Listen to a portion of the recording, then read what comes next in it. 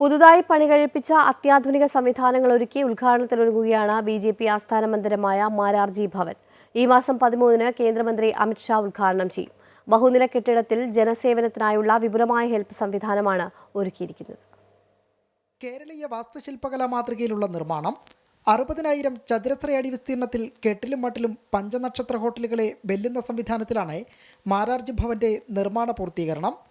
പൂർണ്ണമായും തടിയിൽ തീർത്ത മേൽക്കൂര, കെട്ടിടത്തിന്റെ അഴകളവുകൾക്കനുസൃതമായി 20 തൂണുകളാണ് മന്ദിരത്തിന്റെ പ്രധാന സവിശേഷത.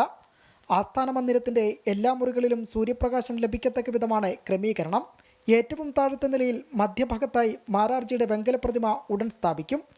ഈ മാസം 13-ന് കേന്ദ്രമന്ത്രി അമിത് ഷാ പുതിയ മന്ദിരം ഉദ്ഘാടനം ചെയ്യും.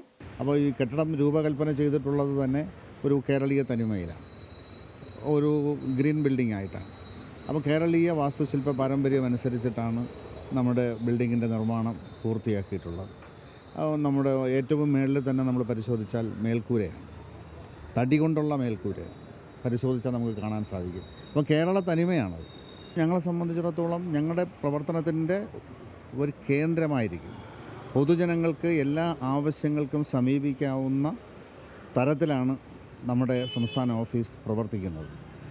തലസ്ഥാന നഗരിയിൽ തൈക്കാട് പഴയ മാരാർജി ഭവൻ നിലനിന്നെടുത്ത് തന്നെയാണ് പുതിയ മന്ദിരം ഉയർന്നിരിക്കുന്നത്.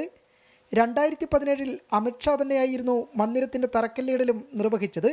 അത്യാധുനിക സംവിധാനങ്ങളെല്ലാമുള്ള പുതിയ ഓഫീസിൽ ജനങ്ങൾക്കായി വിപുലമായ ഹെൽപ്പ് ഡെസ്ക് സംവിധാനമാണ് ഒരുക്കിയിട്ടുള്ളത്. കൂടാതെ വിവിധ മോർച്ചകളുടെ ഓഫീസും ഈ മന്ദിരത്തിലുണ്ടാകും. അമൃത ന്യൂസ്, തിരുവനന്തപുരം.